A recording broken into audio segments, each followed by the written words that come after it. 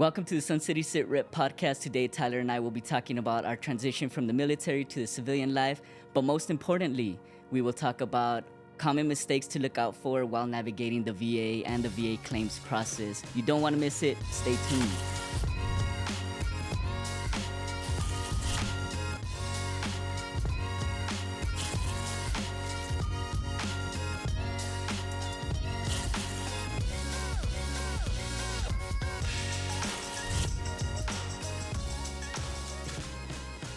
I guess what would be like your pickup when you came to like Warrior Allegiance?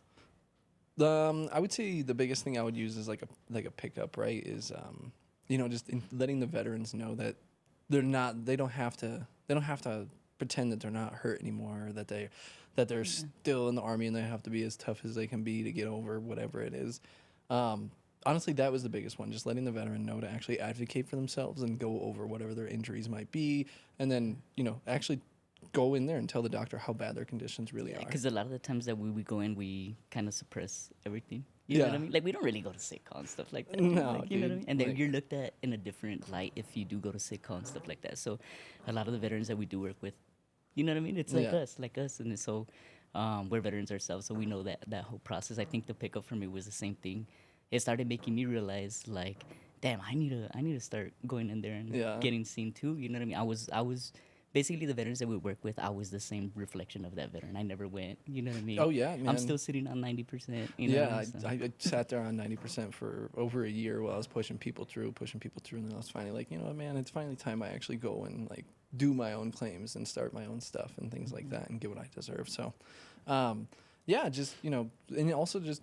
Don't do what I did and don't waste time. As soon as you get out, start doing your claims process. But either if you don't do it while you're in, make sure that you do it as soon as you get out of the service to at least start the claims process. Dude, that's where I messed up, low key. And then that's another issue that I would like to bring up is that, like, the transitioning out. Yes, you do have SFL tap and all that stuff, right? But nobody that's in can tell you about getting out. You know what I mean? No, and that's the thing too, is like you take like these SFL tap classes and it's like, oh wow, like they make you take this long aptitude test that's like whatever, and then it's like, oh, you're gonna be a cook. Like, I don't want to be a cook, to be honest. Like, I didn't want to be a cook, so I was like, well, I think I need a change of pace. Then I think we're gonna get away from that. So, yes, the SFL tab classes, they can be kind of helpful, but as you said, like as you transition out, they don't really tell you much of everything that you actually are about the whole process. You know what I mean, of getting out. Like, I didn't really know nothing, and there's nobody inside, like my first sergeants, my chiefs, anybody that was in there. They couldn't tell me about what it is to be out because they've never been out. You know what I mean? So I think that was the biggest struggle for me when I got out. Is trying to get rated. I didn't know how to navigate the system, and even just walking into the VA, bro. Like that in itself is intimidating. Yeah, like it's very intimidating. I mean, just you go to the VA and it's like, okay, well, here you're at this counter. Okay, well, now you go here. Okay, now go there. Now go there. And it's like, okay, well, okay, why can't I just go to one central location and get everything done all at once and stuff like that? So it's like, I don't know. It's just a pain. It's a real pain. Getting out of the military was way harder than getting in. I mean, when I got in, I signed my papers and I left 8 days later.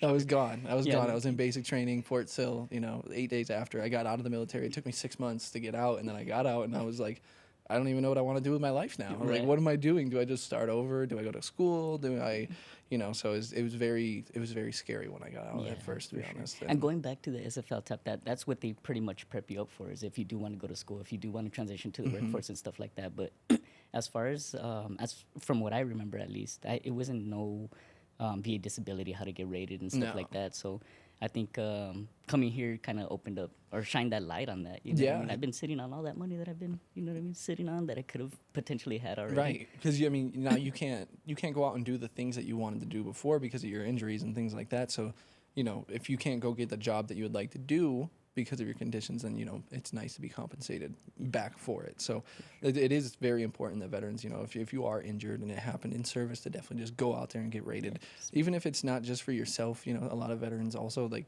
they got their 10 toes, 10 fingers, they're all good to go, but then they have the internal things going on with the PTSD and like, GERD, IBS, all the gastro issues that a lot of veterans have. And, they don't really think that, oh, that could be for my military service or anything like that. And it's just, a lot of times I would tell them too, is just, if you just go ahead and do it for your family at least. If you're not going to do it for yourself, at least do it for your family. So that way, if God forbid you do pass away or something like that, and it is one of your conditions, now your family is going to be set, not set, but they will be able to survive. They will have that little bit of extra help, going along with them and things like that. For sure, 100%. And I feel like a lot of the times they don't even know, you know what I mean? Just doing your own research on what you can possibly claim. You know what I mean? Yeah. Because, it takes a lot from the individual. Yes, we have, here at Warrior Allegiance, we help everybody else out. You know what I mean? But I think it's doing, for me, I think what I would have changed is done a little bit more research myself. You know what I mean? And actually gone in their VA website, things like that.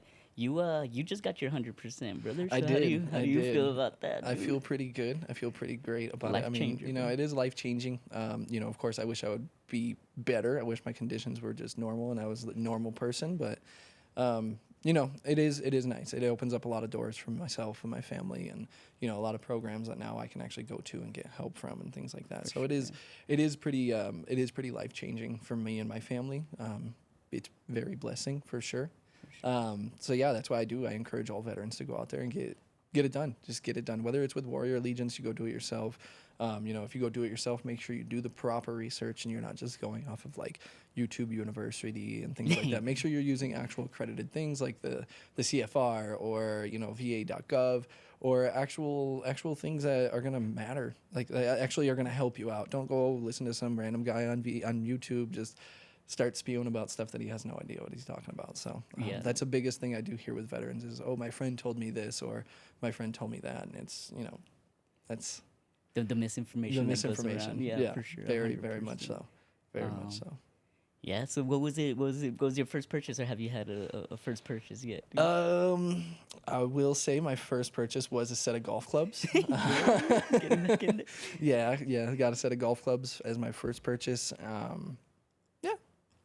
Yeah, got to pay off some bills, pay off some debt first. That's what it is for me as well. Now I gotta go back in. Once I do get 100%, yeah, that's gonna be for sure. Yeah, that's for a lot of us. That's what it is. I think as well, which is kind of adds to the importance of going and getting, trying to get the highest disability rating that you can. Yeah, and getting treated for it too. Like, well, if you're not out of the military yet, the biggest thing you got to do is actually go and get seen for the conditions that you have.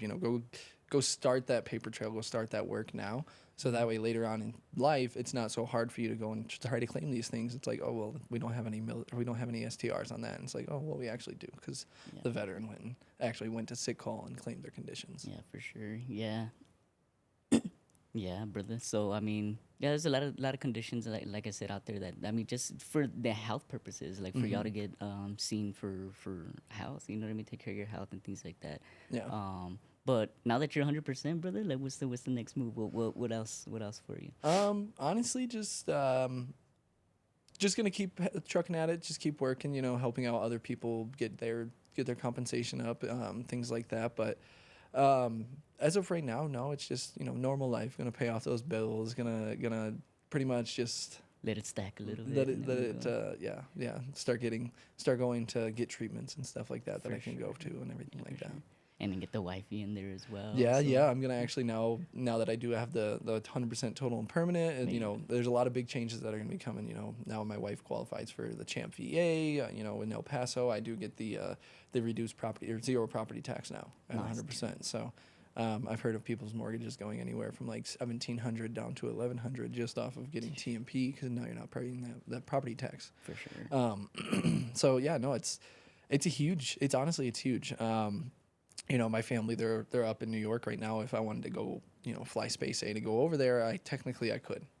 It's not the best kind of flight, but I still could do it. Hey, a flight's a flight. Yes, sir. Yes, sir. Yeah, going out there, and then like I said, a lot of the veterans, they don't know about the 100%. So like how you're saying the Champ VA and the property taxes and things like that. Just not even for getting health purposes or just getting 100% rating itself, but it really is like when we say the life changing. It's your whole complete life change. I can going to school. My family can go to school and things like that. Like it just opens up a lot more doors that I didn't have prior to this and things like that. What do you think are some very common mistakes that veterans make when they're going through the claims process, when they do it on their own or when they're going through and trying to hire like a lawyer or a VSO? I think the main thing is just not keeping up with, you know what I mean? There's a lot of help out there, you know what I mean? But there's only so much help that somebody can give you, and you have to start helping yourself. You know what I mean? So at some point, you have to take initiative. You have to take control of your life, man. That's one thing. Is just the follow-ups. Just stay consistent. Stay consistent with the treatment. Stay consistent with the complaints, and follow up. Hit the doctor's appointments. You know what I mean? For some of us, I know we struggle with appointments and things like that, or having, you know what I mean. We still have a sense of pride. Yeah. But just going out there and you know what I mean. Staying consistent. If it don't underplay your symptoms. Right. You know what I mean? Like if you're struggling from it, you're struggling from it. You Yeah, know? yeah, and a lot of veterans they won't go get treated and they won't go do these things because they're like, oh well, there's other people that are worse off than me, and it's like, yeah, I understand that makes sense, yes, but you're still not how you should be, right? You're still not healthy. You're still not being able to function the way that you should be properly. And then when you say that, they're kind of like, that does kind of make sense a little bit, you know.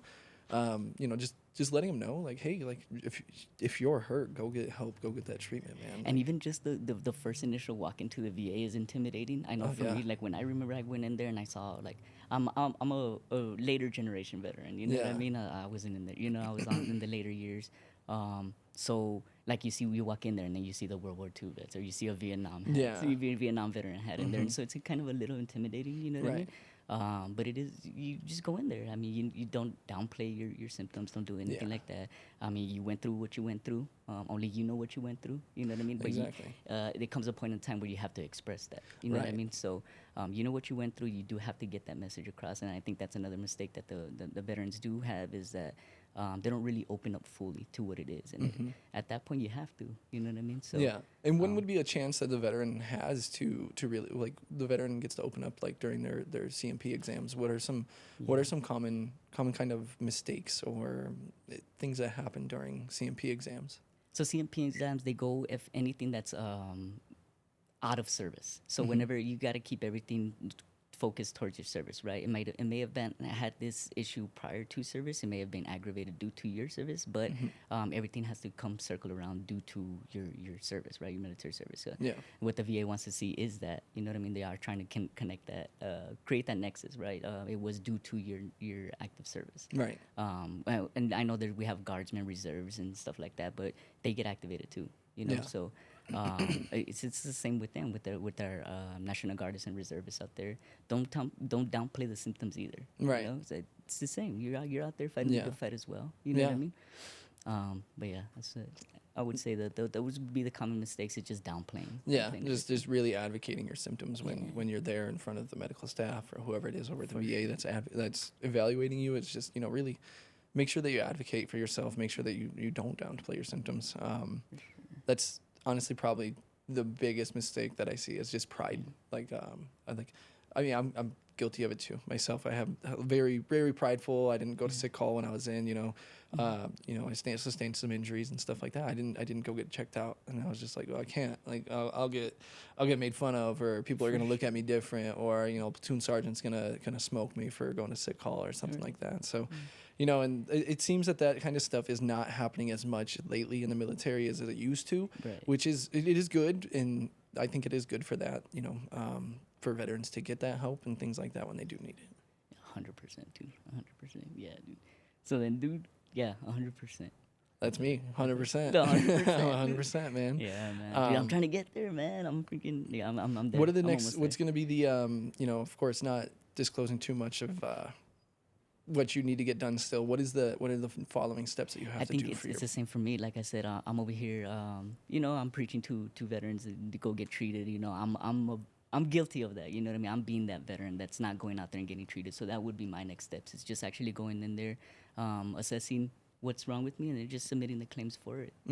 That would be my next steps for sure. Okay. And give me a little bit of background about yourself, man. What was your MOS in the military? Where are you from? What do you do here at Warrior? Actually, we didn't even really get into any of that kind of stuff. We kind of jumped right into the beginning. So what does Alfredo do, brother? So I'm born and raised El Paso, Texas. From here, you know what I mean? Went to school to Canantillo High School. From there, graduated, did a little bit of college, and then went military. Had kids. No, I'm just kidding. That's why I went in there. No, I'm just kidding. No, but for sure, it was one of those things where just like I wasn't really doing nothing at the time. You know what I mean? I did have a child. I had another one on the way, so I was like, I got to do something, brother. Yeah. You know. What was your MOS? I did go in there. I did enlist as a 13 Delta initially, which is Okay. artillery. It's AFTAD specialist basically, right? So we're pretty much FDC, the fire directions control for the actual 13 Bravos, the cannoneers, right? Okay. The bang bangs, they're the ones in there, the grunts, right? So yeah, transitioned to 13 Delta, and then they switched it to 13 Juliet. I don't know why. Yeah, it is weird. But yeah, that's where I came from. I went to, I was stationed in Bragg. I was out there in Bragg, and then came over here to Fort Bliss, transitioned here to Fort Bliss, and then deployed out from here, and then just got out, brother. Yeah. Where did you go downrange? We went to Iraq. We went to Kuwait, and then we went out there to Iraq, Al Assad. Yeah. We're out there in Iraq, yeah. Nice, for sure. man. And Nice, came man. back down. It was pretty- Nice, it was yeah. pretty good. Yeah, we had some, when I was downrange, we had some units over in Al Assad as well, so it was Nice, pretty cool, pretty cool. Yeah, it's fun. Good Pretty cool times, place over there, yeah. man. And then coming back, man. Just I came back. We did our deployment, things like that. I've always wanted to, I wanted to get into more of like community work and stuff Yeah. like that, right? I'm all about putting on for the city, for El Yeah. Paso, community work, outreach, things like that, right? So, I started seeing Warrior Legions come up, and I had applied or whatever, and then I kind of saw the mission, right? I saw that they're for the veterans, they're local. They're gonna establish a headquarters here. Even with the first group interview that I went to, that was one of my questions. I was like, "Do you guys, what's the growth? Like, what's the growth pattern?" They're like, "Hey, you know what? Right now, we're just trying to hone in. We're trying to help out the veterans locally here in El Paso. We're trying to establish a footprint, help out, give out those resources. You know what I mean, to local." Because at the end of the day, El Paso, and I'm glad this company is here in El Paso, and they headquartered it here in El Paso, is because El Paso is a proud city, proud city, Yeah. proud people, 915 strong, you know what I mean? Yeah, man. I mean, until I'm you gotta not- merge on the freeway, brother. Until you gotta merge on the freeway. I'll tell you guys that for sure. Hey, it's El Paso strong until you gotta merge on the freeway. Let me in, baby. Let me in the freeway. You gotta let me merge. You're going 55 anyways. Get out Yeah, the way. like, just bro. let me over, bro. Like, let me over. There's no reason Yeah. we gotta make all of this backup in traffic and stuff like Yeah, that. it's El Paso strong until I gotta merge on I-10. Right. I'm playing. Yeah. I'm playing. Yeah. That's. I will honestly leave 15 minutes earlier to get to work just to avoid I-10 because I'm like, man, I don't have the time for this today. Like, I Yeah. do not have the time to deal with El Paso drivers. And that's coming from a New York driver. Like, we don't play up there. Like, we don't play either. Like, and that's, man, it's, yeah. Yeah, it's crazy. But No, it is a beautiful city. did It see is it, a yeah. beautiful city. It's very nice to have our footprint here. It's a very different vibe, like I said, me being from El Paso and being here, it's just so much different than what I was used to back when I was living at home, living out in the middle of nowhere, not having much to do. Now it's a very vibrant city. A lot of stuff to do, a lot of things to do around here. For sure. Yeah, and then the fact, like I said, going back to Warrior Allegiance having a footprint here is, we are able to do those programs. You know what I mean? When I was like going back to how my mentality when I got out of the military, I wanted to create like a at-risk youth. I started coaching and stuff like that, youth football and things like that. So Yeah. I wanted to just give back. And the fact that Warrior Allegiance is that community that you're putting on these events, giving back to the community, bro, I was all in. You know what I mean? So for sure, that's what got me. Yeah. I And when mean, you came back from being downrange, what kind of help was offered to you? Was there any real help offered to you while you were in the military, or did you transition out right after your so deployment? as soon as I got back, I was pretty much came back to transition out. Okay. So I did come back. I started transitioning out. So going back to the SFL tab and things like that. So that was pretty much what my transition phase was. Like I said, it was more kind of transitioning into school, into the workforce, and things like that. But it wasn't still. They were answering questions about the VA disability and things like that, but it wasn't to the extent of like Right. where I knew exactly what to do, I knew what to claim, I knew what the process was. So you know what I mean? that's a really crazy situation too. Coming straight back from deployment, going straight into getting out. It's crazy because you're coming back from learning how to be Exactly. what you were in Iraq. You have to learn how to be a normal person when you get here, and then you have to learn extra because you're not just going back to being a normal military person, like someone that's still in the military, that's surrounded by everybody that he was with. Right. You're going from being surrounded by these dudes every day, all day long, for however long your deployment was, Right. to alone. there was no like, and if your case is the same with mine there was no real support system with like, SFL tap and all that stuff. When you're going through it, you're going through it with yourself. You're not going through it with a bunch of other people. So it's like, that's a crazy transition to go from downrange straight to civilian life in the matter of a couple months. Like that's a very crazy situation to have. Absolutely. But we did it. Like I said, it's a lot of like I said, El Paso's a proud city, proud people. You know what I mean. So I did have friends and family that I could go to. Yeah. We all take care of each other here.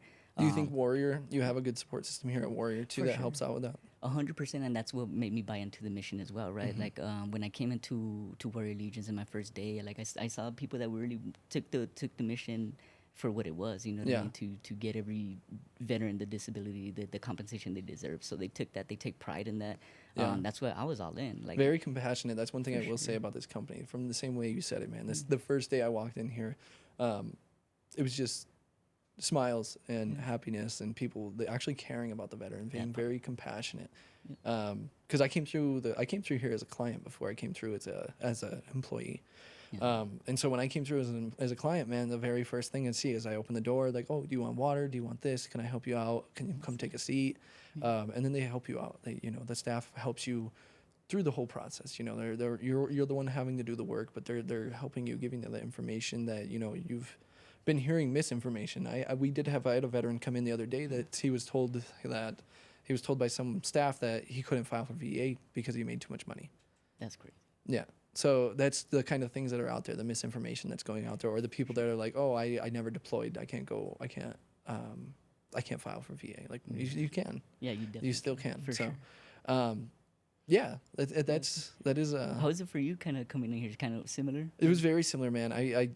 I came in. One of my friends, he helped me get over into this job, and then I've been here ever since. It's been here over a year, and then I was just seeing everybody that they come in and they empty their cup into every single claim that comes through. They're in there giving all of their effort to every single veteran that comes through. They're not just oh, I'm going to work hard today, or I'm going to work hard on this guy alone. It's every single veteran's going to get the same care, the same service that everybody else is going to get. For sure.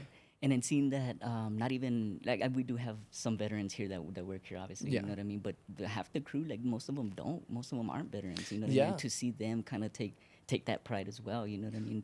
To assist, to do the due diligence, and helping people out. You know and that is the thing I will say is a lot of them just want to really help out, even if they're not military, or if they're a lot of people do have family that was military as well here, but. Even if they have no connection, there's people here that have no military connection whatsoever, but they just want to help the veteran because they appreciate what they're doing, they appreciate what the veteran did during their service, especially the older veterans that, they don't get the highlights like, the new guys do, the Vietnam veterans, things like that. Like those guys, they really went out there and they put their stuff on the line and, they came back, and that's the biggest crew I see that is misinformed about the VA benefits is the Vietnam era, because, they were getting out of Vietnam and they were just kicking them out. Just, okay, you're done. You're out. You're out.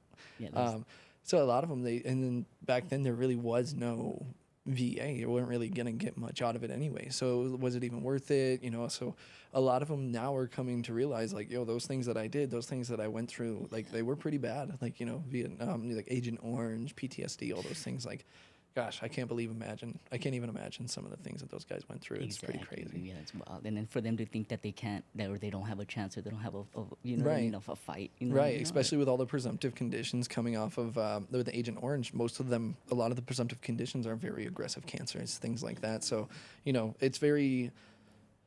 I'm very adamant on seeing if a veteran comes through with one of those cancers or something like that from Vietnam to make sure that they get rated as quick as they can. So that way that they can, get the benefits they deserve, get the treatment they deserve. And then, like I said, if they do end up passing away from that condition, then their family could get those benefits and stuff like that as well. That's one thing that they didn't, if you can reiterate that, because that's one thing that a lot of veterans don't know is when they pass away, and then the whole spousal benefits and things like that. Yeah, your spouse could be eligible for quite a few benefits, whether it's monetary, the free, or the no property tax, the things like that.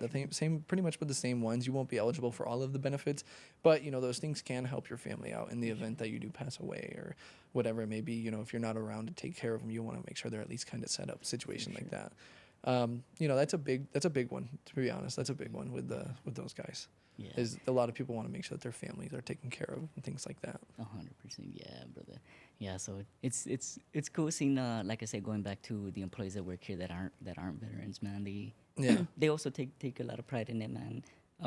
Excuse me. Yeah, Yeah, they do. It is quite. It's honestly, it's very crazy seeing the amount of compassion that comes out of yeah, they these start guys. walking a little different around here Yeah, too. I'm yeah. like, too easy, son. Like, what are we talking about? Yeah, they start picking up little traits and stuff Yeah. from the veterans here. And Right. it's like, okay, I Yeah, see you. yeah, I and that's see the thing too is like, they go through and they hear all these different crazy things like, oh, SLTAP part. or whatever it is, and they're like, what are all these acronyms? What do all these things mean? So For sure. we're going in there and actually going and doing the research on what all these acronyms mean and stuff like that. It kind of helps out the staff here quite a bit. Yes, sir. 100%. Yeah. But yeah, it's it is crazy, man. It is crazy. And then you've been here how long now? Just over a year, man. I've been here since September 19th of last year. So just over a year. I've been rocking here at Warrior. I started out as a counselor, and then now I've made it over to be the training manager. So, all of the trainings and stuff that I have to get to the staff, I usually will go through and help them out with those types of things and, things like that.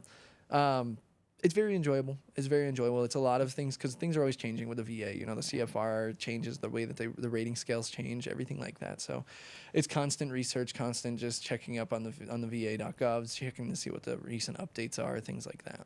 For sure. Yeah, brother. Yeah, because the VA is constantly changing, man. So that's one thing is going back to like your own research. You know what I mean? As a veteran, just going out there and just go on the VA.gov website. Just go in there, see what updates are on there. Yeah, it's all public information. Just going out there and actually checking is what you have to do. It's all public information. What the VA goes by, everything that the Code of Federal Regulations it's all free information that you can just go and do as much research as you want. So whether if you want to go with Warrior or you want to go with any other company, a lawyer, yourself, or however it may be, the best thing to do is just make sure that you're doing the most research, setting yourself up so that way you don't fail. Because at the end of the day, it's exactly what you said, setting yourself up, right? Setting yourself up. Once you're good to go, then now you can further take care of your family and things like that. So. Yeah, and that's the biggest thing, like you said, is setting yourself, taking care of yourself. Because if you don't go and do these claims, if you don't go and take care of them and do them, nobody's going to. The VA is not just going to be like, oh, yeah, you got a bad leg. I see you walking, so we're going to give you this money. No, you have to go in there. You have to file a claim yourself. You have to go through the whole process. And it is a very long process. Sometimes it does take, takes the VA sometimes up to 6 months. I just waited about 6 months for my last claim, and it's a long time, and there's nobody sitting there telling you how to do the process. Nobody's sitting there telling you, oh, this is what's going to happen at this exam, or nobody's telling you like, oh, this is what you're going to do here, or whatever it may be. So it was a very hard process to try doing by myself. Just filing the claim, like I didn't even know how to do the paperwork. Just looking at the paperwork, and I'm like, what do I do with all this? Like I don't know what to do. So that's where you're just like, I give up. For sure. I give up. And I think that's kind of what separates us here at Warrior Legions from just going and doing it yourself, right? Is we don't know that much. Like initially going in to file a claim, I didn't know much either. When I went straight through my VSO as well, which is a free service, right? The VSOs, but it was kind of more of like a checking the box type thing where they're just like, hey, so you're a paratrooper, so back, knees, things like that, right? Yeah. That's kind of like what they're going. They're not really doing extensive research. Right. They'll file like 17 claims for you at once. Like, oh, yeah, we'll file you. You got 3 weeks of CMP exams, things like that. Sometimes things that you can't even get a rating for or anything right. like that. Things you don't even know about. Things that the guy that's filing that claim or the one that's helping that. The VSO that's helping you doesn't even know what you're filing for, so it's just like, what are we doing here? Exactly. Those kinds of things. So that's what shifted my focus in here is like when I started becoming a counselor and things like that, and then pushing veterans through, and then having that did set us apart as far as our knowledge, right? The knowledge base, and we do actively do research now that you are the training coordinator for the whole company, even for other locations, brother. Like, that's good. So you're able to put out that information and things like that. We weren't really, like, I wasn't privy to all that knowledge, right? Before I got before I got here, I had very minimal knowledge about the VA. I didn't even know what the CFR 38 was. I didn't even know what a CFR stood for, to be honest. I was like, what is this thing? And then just, that's a monster in itself. Like, just looking at this thing is like, what am I supposed to do with this? The thousands of pages.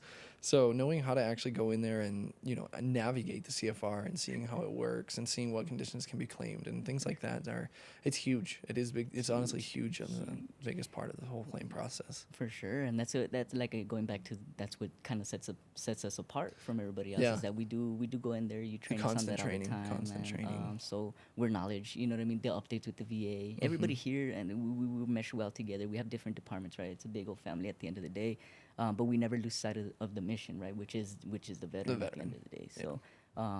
Yeah, I'm very, very proud to be here. Very, very happy to be here, dude.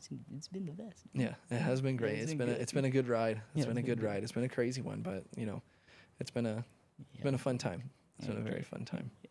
So, what do you think about transitioning out, like going out, Florida, going down to Puerto Rico? I know you've done training down there in Puerto Rico as well. Yeah, no, I mean, it was a good time, you know. I got to go down to Puerto Rico. Shout out our Puerto Rico people. Yes, Puerto Rico. No, it was a great time. You know, it's beautiful down there. I mean, who's gonna be upset by going on a trip down there? Right. You know, you're only at work for 8 hours a day. You got the other hours to go and do whatever you want. But no, it was crazy. It's crazy seeing the Puerto Rico team down there. They're killing it. They're killing it. They're very compassionate with the veterans as well. I noticed that right off the bat. You know, one of the staff there, the very first day, they drove to go help a veteran out. You know, go and helping them. You know, with whatever they had going on. So, it's crazy seeing the compassion that they have for their veterans as well. You know, lengths they go to assist. Yeah, they go through great lengths to go out and assist the veteran. Like they won't go in there and they won't take no for an answer. You know, if the VA says, "Oh, well, we're not going to do that," like, okay, we're going to still try to help that veteran. That's the mentality of all the staff here at Warrior. Is at the end of the day, our goal is to get every veteran to the highest percentage. So even whether you're going to be in the Puerto Rico office or the Florida office or whatever it may be, you're going to get impeccable staff. You're going to get the best customer service that you could possibly request, man. I'll be honest. Like, they'll be there to help you out at no matter what time, wherever it is. For sure. As long as you're willing to communicate, keep that open communication, go back and forth, man. We're always here to yeah, that is assist. the biggest thing, is just maintaining contact with your counselor, maintaining contact with whoever's handling your claims, even if it's a VSO, you know, maintaining that proper contact with that person, because why would you not? At the end of the day, it's your claim. Right. At the end of the day, it's your money. At the end of the day, it's your compensation. Whatever it is, it's all yours. Like, we're not going to get it. I'm not going to go and, you know, make extra money off that claim. Right. You know, right? Exactly. Same with a VSO. They're not going to go and make extra money off that claim. Exactly. At the end of the day, you're going to be the one that's getting paid for the rest of your life, not me. Sure. Exactly. Yeah. So it's more on the importance is stressed on the veteran themselves to kind of advocate. We facilitate the process. We do all that, right? But it does take assistance from the veteran. At the end of the day, man, like, you got to look out for yourself as well. You know? So that's the biggest thing. And your family. Yeah. You know, then biggest thing is just not just yourself. It's your entire family, because it can change everything. You know, you can send your children to college now. Some people that have been struggling, like, what am I going to do for my kids? Like, I can't even buy them a first car, or I can barely put them through whatever. Now, your kid's going to school and you're getting paid. Like, your kid's getting paid to go to school. Right. Exactly. So it is a very nice thing to have once you actually get it and things like that. So, you know, don't let anybody else take care of your claims process. Make sure that you're going to be the one that's, you know, doing, like, you know, make sure that you're the one that's getting what you want done. For sure. Yeah, I agree. So yeah, Puerto Rico right now, they're going out there. Florida's out there as well. Just the whole the growth of this company itself, right? We're trying to get to locations to further assist other veterans. You know what I mean? So just seeing that in itself as well is just behind the whole mission, right? Trying to get to every veteran that we can. Spread the word that, hey, like, there are resources out there. There's stuff that you can claim. Yeah, there's a crazy number. Like, you know, the fact that there's I think the number's even higher now, but the last I had heard was like 11.9 million veterans that were unrated. That's you know, they've never filed for compensation. It's like, man, you're pretty beat up. You're pretty beat up. You should go do that thing. You should go and get these things done. So, really, that's the biggest thing, is just going ahead and actually filing your claims. Start the process. Just getting the foot in, dude. Just getting your foot in. Just starting the process and getting it done. That's it. And the rest handles itself, man. Once you get in there, it starts rolling. You start kind of learning the process and things like that. It'll get easier once you get in there. It's with anything, right? Same thing with riding a bike. You just got to get on it. You know what I mean? Yeah. So it's the same thing with the VA. You just got to get in there. Get in there, get registered. You'll be good to go. Yeah, I agree. don't let it overwhelm you. And I know it is very overwhelming, but just, you know, just you have to go ahead and do it. It's something we have to all do at the end of the day. Like if you want to get the compensation, you have to do it because nobody's going to do it for you. Nobody's going to come and file your claims and stuff like that for you. So that's the biggest thing. And I think one thing that I struggle with as well is I was kind of like going in there trying to process claims, right? But with the mentality of like, oh, it's because they did worse stuff than me, or they went through worse than me, Yeah. or they deployed back in the times where it was the initial invasion or things like that. And I was just like, so then it goes back to that guilt, right? Like the guilt of like trying to go in there and file a claim for yourself, because you start downplaying your symptoms and things like that. So it's a whole revolving circle of like, stop it. Don't do that. Just don't downplay your symptoms. Don't dismiss what you're feeling, to be honest. That's the biggest thing is, you know, if you're feeling a certain way, if you need that mental health help, there's a lot of places out there to get it, you know. Go ahead and just reach out. Nobody's going to be judging you for whatever situations you have to go through. Nobody's going to, like, since I've gotten rated, not a single person has ever come up to me and be like, you're rated, I'm not going to like you anymore, or anything like that. You know, you're protected by HIPAA. Nobody knows whatever it is. So it's really just getting over your own personal pride is the biggest thing. It's just the personal pride, going out there and getting the help, walking into the VA for the first time. Like you said, it's very, very intimidating. You walk in and there's just 50 people looking at you, like 50 people right in the main lobby looking at you, and there's nobody like, oh, hey, come over here and I'll give you some help. It's go find your elevator and figure out where you need to go. Yeah, no, for sure. Yeah, like I said, it is intimidating going into the VA. It is. And, you know, with coming through Warrior as a client, it makes you feel like a person. You know, you don't feel like a number anymore. You know, at the VA, I always just felt like I was a number. I was just, you just pull a number, take a seat. We'll call you when you're ready. Make sure you fill out this paperwork. You know, you come to Warrior, there's no sit and take a seat and wait, and there's no pull a number. There's no, wait. You're immediately going to get interacted with one of the staff, whether it's, you know, the front desk staff or directly to one of the counselors, or even just the CEO himself. He'll walk up to random veterans and greet them and just, you know, have a good conversation with them, having a great day. You know, just I love to have conversations with veterans. Honestly, they have some of the craziest and wildest stories, but you know, it's honestly it's one of my favorite things. It's honestly why I love this job. And I think they see that as well, because they come in here thinking that we're the VA. We're not affiliated with the VA whatsoever. Right. We're not affiliated with the VA whatsoever. We are our own separate entity. But they come in here kind of thinking like, so they already come in here. They come in here angry at us, Yeah, and we're like, exactly. sir, we're here to help. Like, you know, we're here to help you out and get these claims. You know. Yeah. And the main thing is that they come back with those. They may not have had a good experience with the VA themselves, or with the VSO, or wherever they went through before. Right. So they come in here with us, kind of with the same way, until they find out how we really work, how we really operate, and it's like, hey, they're my people. You know. Yeah. What I mean? So. Yeah. At the end of the day, we are trying to assist everybody that walks in through those doors, or anybody that signs up. You know what I mean? WarriorLegions.com, for sure. Go ahead and fill out that. Get started. We'll get you going. Yes, sir. Yes, sir.